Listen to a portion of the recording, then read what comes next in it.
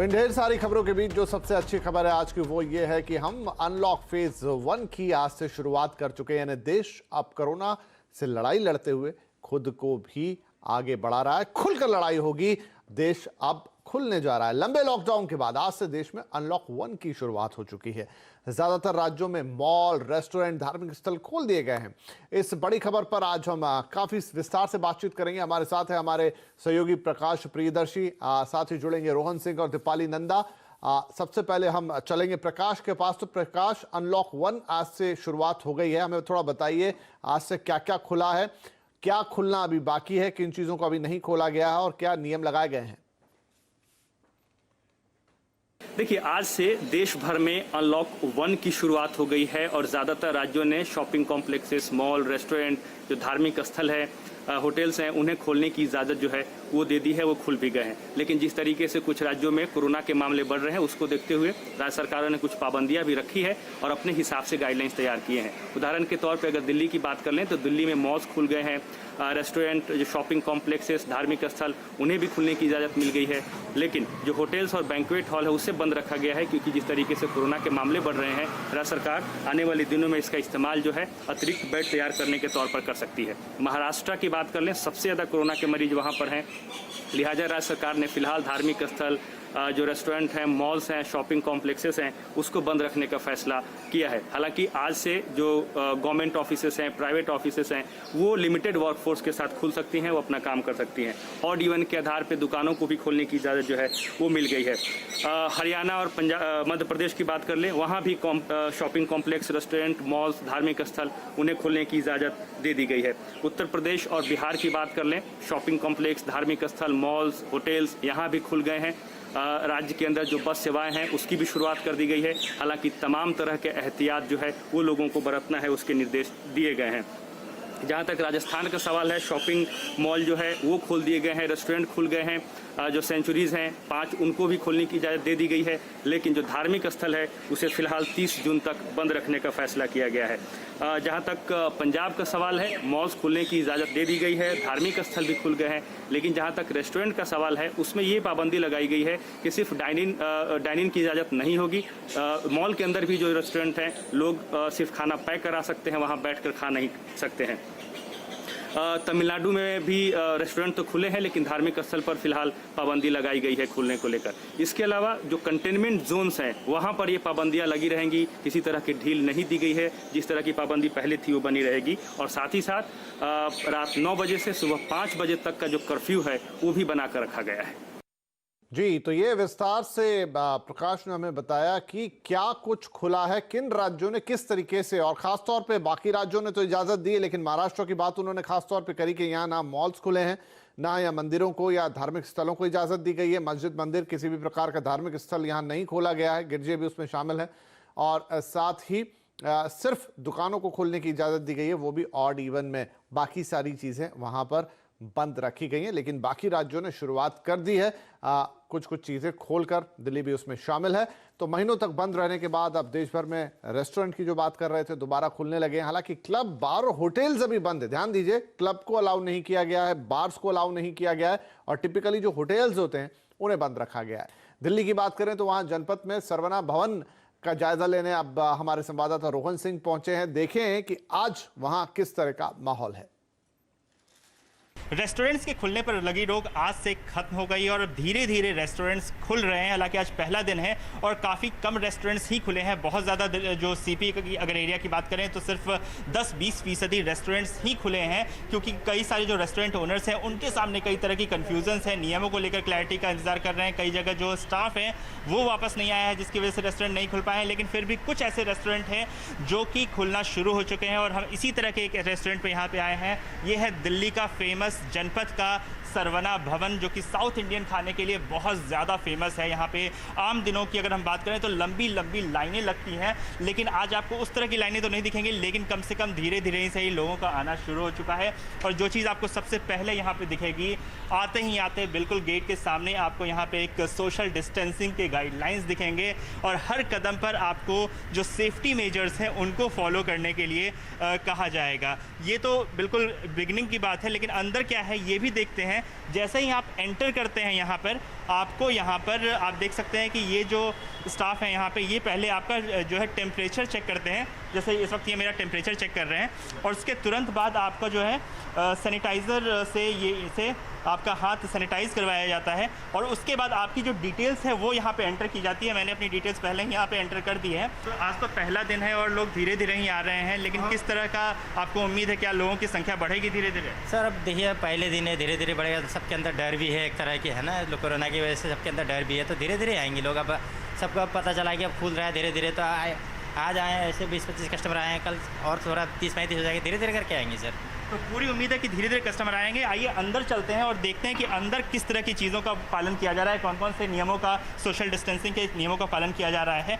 तो आमतौर पे यहाँ पे आप सबसे पहले जो चीज़ देखेंगे, जितने स्टाफ हैं यहाँ पे एक दूरी बना के रखे हुए हैं एक दूसरे के साथ, कोई एक दूसरे के बहुत पास में नहीं आ रहा है। जो सीटिंग अरेंजमेंट रखा गया है, किस तरीके से आपने रखा है, मतलब कितना ये, क्योंकि कई सारी सीटें यहाँ पे, कुछ क्या एक एक खाली करके रखने वाली है यहाँ पे? सर यहाँ पर है ना 4 लोग बैठने वाला है, लेकिन यहाँ पर 2 ही आदमी बैठ सकते हैं। अगर इकट्ठे अगर 3-4 आदमी आएगा तो अलग अलग टेबल में बैठाऊंगा, लेकिन इसमें 2 ही आदमी बैठाऊंगा, उसमें 2 आदमी बैठाऊंगा। हमारे साथ एक कस्टमर भी हैं, इनसे भी बात करते हैं। सर आप पहले कुछ कस्टमर्स हैं जो आए हैं, मतलब कि ये खत्म होने के बाद कैसा एक्सपीरियंस है आपका? वेरी नाइस, मतलब जिस हिसाब से उन्होंने मेंटेन कर रखा सब अच्छा है, और हम लोग यहाँ पे काफ़ी टाइम से आ रहे हैं, 2 महीने से आ नहीं पाए, तो जस्ट केम फॉर लंच। तो सरकार के जो नियम बनाए गए हैं उनका पालन करते हुए धीरे धीरे रेस्टोरेंट बिजनेस शुरू कर सके। हालांकि जो दिल्ली के बाकी रेस्टोरेंट्स हैं उनको पिकअप करने में, उनको खुलने में भी थोड़ा और वक्त लग सकता है। रोहन सिंह, दिल्ली। सरवना भवन से रोहन सिंह थे। अच्छा ये लगा देखकर कि वहाँ सिर्फ होटल या उसके कर्मचारी या उसके मालिक नहीं थे, बाकायदा उन्हें एक सज्जन खाना खाते हुए भी मिले जो रेस्टोरेंट में आते थे रेगुलर, लेकिन उन्होंने कहा कि 2 महीने बीत गए, नहीं आ पाए थे, अब लंच करने आए हैं। तो चलिए लोग भी इस ओपननेस को या इस अनलॉक को उसी तरह से ले रहे हैं। हम चलेंगे अब अपनी संवाददाता दीपाली नंदा के पास, जो भी दिल्ली में है लेकिन एक मॉल पर है, डीएलएफ मॉल पर है दीपाली। तो दीपाली, मॉल्स भी अब खोल दिए गए हैं, डीएलएफ मॉल के क्या हाल है, क्या ये भी मॉल खुल गया है या तैयारियां चल रही हैं यहाँ पर? देखिए डीएलएफ एवेन्यू में इस वक्त मैं हूं और यहां पर तैयारियां पूरी की जा चुकी हैं विपिन जी, लेकिन लोगों के लिए इसे अभी खोला नहीं गया है। अगले 1 से 2 दिनों में इसे खोला जाएगा कस्टमर्स के लिए। अभी यहां पर मॉक ड्रिल की जा रही है, फाइनल स्टेज पर पूरी तैयारियों का जायजा लिया जा रहा है, किस तरह की तैयारी है और कैसे कस्टमर्स के लिए शॉपिंग एक्सपीरियंस पूरी तरह से बदलने वाला है। ये अगर मैं आपको दिखाऊं तो आप देख सकते हैं इस वक्त मैं बिल्कुल मेन एंट्री गेट पर हूं, जहां पर ये स्कैनिंग मशीन के साथ जब मैं यहाँ पर स्टेप इन कर रही हूँ तो एक पूरा मैट यहाँ पर बनाया गया है जहाँ पर आपके शूज़ को डिसइंफेक्ट किया जाएगा।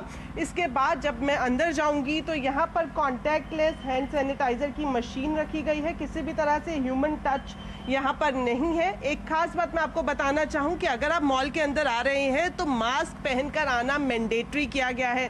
अगर आपका मास्क खराब हो गया है या किसी वजह से आप अपने बैग में या गाड़ी में मास्क को भूल आते हैं तो यहाँ पर मॉल प्रशासन की तरफ से मास्क भी प्रोवाइड किया जा रहा है।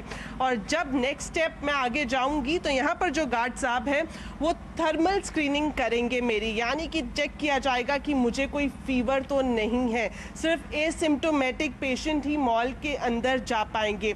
मॉल के अंदर के एरिया की अगर मैं बात करूं तो जैसे ही मैंने यहाँ पर एंट्री की है तो देख सकते हैं यहाँ पर जो एक बड़ी सी ग्लास वॉल पर डिजिटल स्क्रीन्स लगाई गई हैं और जिस पर ये वेलकम किया जा रहा है, वेलकम बैक टू नॉर्मल, यानी कि जो अनलॉक फेज 1 है इसके साथ साथ अब हम नॉर्मल जिंदगी की तरफ आगे बढ़ते हुए दिखाई दे रहे हैं। एक खास चीज़ जो आप यहाँ पर देखेंगे, डीफॉगिंग की जा रही है। पूरा मॉल, इसके कोने कोने को डिसइंफेक्ट किया जा रहा है डीफॉगिंग मशीन के ज़रिए। एक मैं आपको बात यहाँ पर बताना चाहूँगी जो हमारे दर्शकों के लिए जानना ज़रूरी है कि दिल्ली में जो मॉल के टाइमिंग्स हैं वो सुबह 11 से लेकर शाम को 8 बजे तक ही रखे गए हैं। और जो ये डीफॉगिंग है ये एक बार सुबह की जाएगी मॉल खुलने से पहले और एक बार शाम को जब मॉल को बंद किया जाएगा। इसके अलावा आप देख सकते हैं इस वक्त अब मैं अंदर जो मेन प्रीमाइसेस है यहाँ पर मैं आ चुकी हूँ और रिटेलर्स यानी कि वो लोग जिनके शोरूम्स यहाँ पर हैं उनकी किस तरह की तैयारी है, वो किस तरह से अपने यहाँ पर जो स्टॉक है उसको डिसइंफेक्ट कर रहे हैं, क्योंकि 2 महीने से ज़्यादा का वक्त हो गया है। ये जो आप देख रहे हैं शोरूम पूरी तरह से बंद थे और अब धीरे धीरे बैक टू नॉर्मल हो रहे हैं। यहाँ पर आप देखेंगे जो स्टाफ है उसने भी फेस शील्ड लगाई हुई है, हाथों में ग्लव्स पहने हुए हैं, मास्क पहने हुए हैं, क्योंकि बहुत ज़रूरी है कि हर जगह इस तरह के नियमों का पालन किया जाए और यहाँ पर जो स्टॉक है इसे भी डिसइंफेक्ट किया जा रहा है। एक और ख़ास बात मैं आपको बताना चाहूँगी कि अगर मैं आपको दिखाना चाहूँ कि जैसे ही आप मॉल के अंदर जाएंगे तो आपको हर थोड़े डिस्टेंस में डिजिटल स्क्रीन्स ज़रूर दिखाई देंगी जिस पर जो गाइडलाइंस है सरकार की उसे दिखाया जाएगा, ताकि हमेशा जो भी कस्टमर यहाँ पर शॉपिंग के लिए आ रहे हैं उनके दिमाग में ये गाइडलाइंस हमेशा रहें जिसका पालन वो लोग करें।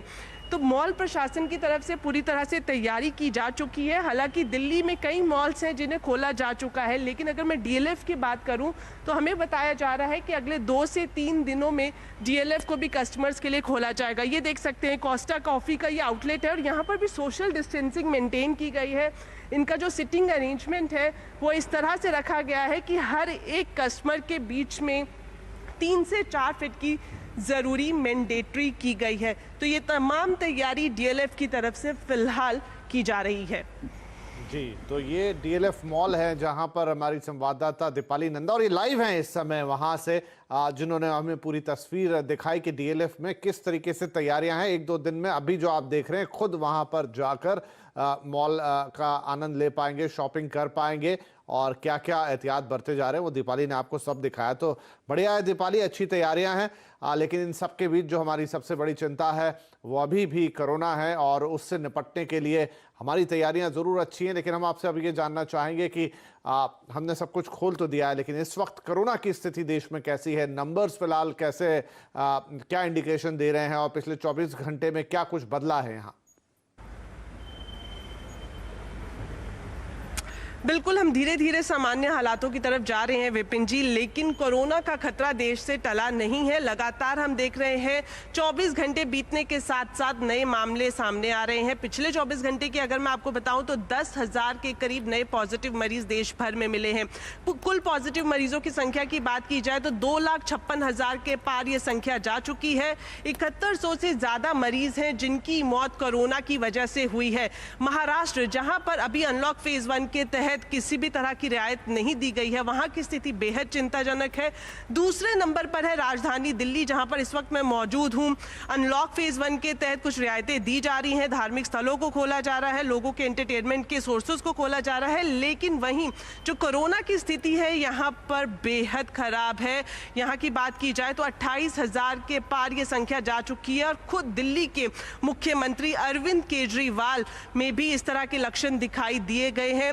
फिलहाल उन्होंने खुद को आइसोलेशन में रखा है। बताया जा रहा है कि कल सुबह उनका कोविड-19 टेस्ट किया जाएगा। तो स्थिति कितनी चिंताजनक है इसका अंदाजा आप लगा सकते हैं। तो ऐसे में ये बात जरूर मैं अपने दर्शकों तक पहुंचाना चाहूंगी कि एक तरफ भले ही हम सामान्य हालातों की तरफ जा रहे हों, लेकिन हर एक व्यक्ति की ये जिम्मेदारी बनती है कि जितनी गाइडलाइंस जो सरकार की तरफ से बनाई गई है या फिर जिस जगह वो जा रहे हैं वहां के प्रशासन की तरफ से बनाई गई है उसे फॉलो जरूर करें, क्योंकि कोरोना के साथ साथ जीना है तो इन गाइडलाइंस को जरूर फॉलो करना होगा। जी बिल्कुल सही, क्योंकि अब कोरोना के साथ जीने के लिए हम बाहर निकल तो चुके हैं, लेकिन कोरोना कहीं गया नहीं है और उससे मुकाबला अब और गंभीर हो जाएगा। आपको हर चीज़ का पूरा ध्यान रखना है, बाहर निकलना है, सब कुछ करना है, सामान्य जीवन की तरफ बढ़ना है, लेकिन एहतियात भी उतने ही बरतने हैं। चलिए, तो ये हो गया अपडेट अनलॉक फेज 1 का और कोरोना का। इधर आत्मनिर्भर भारत के तहत किए गए ऐलान महज ऐलान बनकर ना रह जाएं, इसके लिए प्रधानमंत्री कार्यालय ने सख्त हिदायतें दी हैं। सीएनबीसी आवाज को मिली एक्सक्लूसिव जानकारी के मुताबिक इसे जल्द से जल्द जमीन पर उतारने के लिए अब नियमित तौर पर कैबिनेट सचिव संबंधित मंत्रालयों के साथ बैठक करेंगे। इस एक्सक्लूसिव खबर के साथ हमारे economic policy editor Lakshman Roy जुड़ गए हैं। तो लक्ष्मण, इन सभी खबरों के बीच ये भी एक खबर आई जो आप लेकर आए हैं कि भाई जो बड़े बड़े ऐलान किए गए हैं आत्मनिर्भर भारत में, वो सिर्फ ऐसा ना हो कि कोरोना काल की खबरें और ऐलान बन के रह जाएं, तो अब उन्हें अमली जामा पहनाने के लिए क्या कुछ होने जा रहा है? मुझे लगता है कि अब सरकार के सामने सबसे बड़ी चुनौती यही है कि जो बड़े बड़े ऐलान किए गए उसको जल्द से जल्द जमीन पर लागू किया जाए। तो जो मुझे सूत्र बता रहे हैं उसके मुताबिक प्रधानमंत्री कार्यालय ने इस बात के सख्त निर्देश दिए हैं संबंधित मंत्रालयों को कि आपके मंत्रालय के तहत जो जो ऐलान किए गए हैं उनको जमीन पर उतारने के लिए आप बिल्कुल काफी तेजी से जुट जाइए। आलम यह है कि कैबिनेट सचिव की अगुवाई में अब नियमित तौर पर बैठक होने लगी है और कैबिनेट सचिव अलग अलग मंत्रालयों के अधिकारियों के समूह बना करके उनसे बैठक ले रहे हैं और जायजा ले रहे हैं कि जो ऐलान हुआ उसका जमीन पर किस तरह से इंप्लीमेंटेशन हो रहा है। इसमें 2-3 हिस्से में बांटे गए चीजों को। पहला, जिसका तत्काल राहत पहुंचाना है, मिसाल के तौर पर पीएम किसान योजना के तहत किसानों को पैसा देना है खाते में, छोटे मझोले कारोबारियों को कोलेट्रल फ्री लोन देना है, तो उस पर तुरंत अमल हो। इसके लिए आप कृषि मंत्रालय, वित्त मंत्रालय में हरकत काफी तेज हो रही है। डेली बेसिस पे वहां पे स्थानीय अधिकारी से अपडेट किया जा रहा है, फिर उसको कैबिनेट सचिव के पास भेजा जा रहा है, फिर उसको प्रधानमंत्री कार्यालय में अपडेट किया जा रहा है। जो बड़े रिफॉर्म किए गए जैसे एग्रीकल्चर सेक्टर में रिफॉर्म किए गए, लेबर सेक्टर में रिफॉर्म की तैयारी हो रही है, उसको भी अमली जामा पहनाने के लिए जो भाजपा शासित प्रदेश है खासतौर से वहां पर ज्यादा प्राथमिकता दी जा रही है ताकि राजनीतिक तौर पर वहां पर तालमेल बैठाना ज्यादा आसान है। जो दूसरे राज्य है उनसे भी बातचीत की जा रही है। तो मुझे लगता है कि इस बार सरकार बिल्कुल काफी तेजी से इस बात की कोशिश कर रही है कि जो ऐलान किए गए जल्द से जल्द धरातल पर उतरे ताकि लोगों को राहत देर सवेर मिलना शुरू हो जाए। जी, बहुत शुक्रिया लक्ष्मण। तो लक्ष्मण बता रहे थे कि किस तरह सरकार ने तैयारी की है। अब जो आत्मनिर्भर बनाने की बात हुई है देश को, उसे अमली जामा पहनाने के लिए, उसे जमीन पर उतारने के लिए। बहुत शुक्रिया लक्ष्मण इस जानकारी के लिए। इधर देश में कोरोना के मरीज 2.5 लाख के पार चले गए हैं, जैसा दीपाली अभी बता रही थी। अनलॉक होने से आर्थिक गतिविधियां भी शुरू हो गई जो हमने अभी देखा, और कोरोना के मामले भी तेजी से बढ़ रहे हैं। दिल्ली, मुंबई जैसे शहरों की स्थिति ज्यादा खराब है। राज्य सरकारों के दावों के उलट कई लोगों को अस्पतालों में बेड नहीं मिल पा रहे हैं। तो आज आवाज अड्डा में हम इसी पर एक बड़ी चर्चा करने जा रहे हैं। शाम 5:57 पर जरूर जुड़िएगा हमारे साथ आवाज अड्डा की इस खास पेशकश में। कोरोना से जंग, भगवान भरोसे। और इसके साथ ही हम आपको ये भी बता दें कि आज के कंज्यूमर अड्डा में क्या है। तो अभी आपने जो देखा उसको हम आपको और विस्तार से बताएंगे कि अनलॉक 1 की शुरुआत हो गई है। तो आपके लिए सभी चीज़ों को खोला जा रहा है। अब आपको क्या करना है, क्या क्या चीज़ें आपके लिए खुली रहेंगी, कितना बदलाव उससे आने वाला है, और ये एक वेलकम मूव है। लेकिन ध्यान भी रखना है, ये सारी बातें 5:27 पर होने जा रही हैं कंज्यूमर अड्डा में। तो जरूर जुड़िएगा हमारे साथ। 2 खास पेशकश आपके लिए, एक के बाद एक कंज्यूमर अड्डा और उसके बाद आवाज अड्डा। लेकिन आज की एक और बड़ी खबर, और वो है आरजीओ की मेगा डील।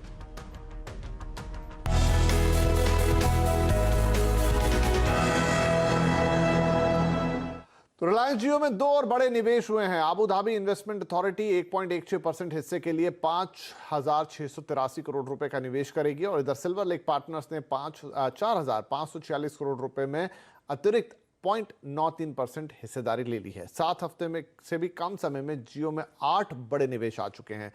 खबर पर ज़्यादा डिटेल देने के लिए हमारे साथ हैं हमारे सहयोगी यतिन मोहता, जो इस पूरे डेवलपमेंट को, सारे इन्वेस्टमेंट को काफ़ी नज़दीकी से इन्होंने ट्रैक किया है। तो यतिन, अब ऑलमोस्ट क्या 8 इन्वेस्टमेंट आ गए, वो भी 7 हफ्ते के अंदर। तो हम इसे कैसे देखें? आप पूरा कंपोजिट हमें बताइए कि अब तक जियो को कितने का निवेश मिल गया है और क्या क्या डील्स हुई हैं। सबसे पहले नमस्कार। और अगर आप देखें तो जियो प्लेटफॉर्म से कमाल ही कर दिया है। पिछले 6 से 7 हफ्तों में कंपनी ने लगभग 1 लाख करोड़ रुपए का निवेश जुटा लिया है, और सारा का सारा जो ये फॉरेन कैपिटल है जो कि इंडिया में आने जा रहा है। तो इससे ना ही कंपनी को फायदा होगा बल्कि पूरी अर्थव्यवस्था को भी एक बेनिफिट होगा, क्योंकि सारा का सारा पैसा ये जो है डॉलर टर्म्स में आने वाला है। सबसे पहला जो इन्वेस्टमेंट हुआ था 22 अप्रैल को, वो फेसबुक से शुरू हुआ था, जहां वो लगभग 44,000 करोड़ का कमिटमेंट कर चुका था 10% हिस्सेदारी के लिए। और पिछले जो 3 ट्रांजैक्शन हुए हैं उसमें सबसे पहले मुबादला, जो कि एक आबू धाबी बेस्ड सरकारी फंड है जिसने 9,000 करोड़ रुपए का निवेश कमिट किया है 1.85% स्टेक के लिए। इसके बाद सिल्वर लेक पार्टनर्स, जिन्होंने ऑलरेडी पहले 5,656 करोड़ का जो कमिटमेंट दिखाया था, उसके ऊपर 4,550 करोड़ का और निवेश करेंगे 1% हिस्सेदारी के लिए। तो कुल मिला के सिल्वर लेक पार्टनर्स लगभग 10,000 करोड़ रुपए का निवेश करने जा रहा है जियो प्लेटफॉर्म्स में। और लेटेस्ट जो डेवलपमेंट हुआ वो था Abu Dhabi investment authority idea, जो कि इंडियन इक्विटीज में बहुत ही बड़ा इन्वेस्टर है। ये लगभग 1.16% हिस्सेदारी खरीदेंगे जियो प्लेटफॉर्म्स में। लगभग 5700 करोड़ रुपए के आसपास। और ये ट्रांजैक्शन जैसे क्लोज होते हैं, जियो प्लेटफॉर्म्स में लगभग 98,500 करोड़ रुपीस के ऊपर का जो है कमिटमेंट आ चुका है ग्लोबल मार्केट इन्वेस्टर्स से। और आदिया और मुबादला की एक खास बात यह है कि ये long term sovereign wealth funds हैं। इनका जो टाइम होराइजन है निवेश का वो बहुत बड़ा होता है, दशकों के दशक ये टेक्नोलॉजी कंपनीज और जो इनके इन्वेस्टमेंट्स हैं इनमें इन्वेस्टेड रहते हैं। तो मेरे हिसाब से ये जियो प्लेटफॉर्म्स के लिए बहुत बेहतरीन और बड़ी बात है कि पहले अमेरिकन फंड्स और अभी मिडिल ईस्टर्न सेगमेंट के बड़े में बड़े मार्की फंड्स जो है जियो प्लेटफॉर्म्स में निवेश करने आगे आ रहे हैं। जी, बहुत शुक्रिया यतिन इस जानकारी के लिए। तो जियो का आप जो पोर्टफोलियो आपके सामने पूरा कि कितने बड़े दुनिया के बड़े बड़े फंड्स ने उसमें भरोसा दिखाया है और एक बड़ा निवेश जियो को मिला है, करीब करीब अब 1 लाख करोड़ के आसपास पहुंच चुका है। आपको यहां यह भी बता दें कि CNBC आवाज TV18 ब्रॉडकास्ट का हिस्सा है और इसका स्वामित्व रिलायंस इंडस्ट्रीज के। हफ्ते की शुरुआत मजबूती के साथ हुई और 3 महीनों की ऊंचाई पर यह आज बंद हुआ। निफ्टी ने एक वक्त 10,300 को पार किया, हालांकि ऊपरी स्तरों से मुनाफा वसूली भी देखने को मिली और यह 10,167 पर बंद हुआ। निफ्टी बैंक भी 150 अंकों की बढ़त थामने में कामयाब रहा। पूरा डिटेल लेंगे हमारे साथ हमारे सहयोगी सुमित मल्होत्रा। तो सुमित, आज के बाजार को कैसे देख रहे हैं आप?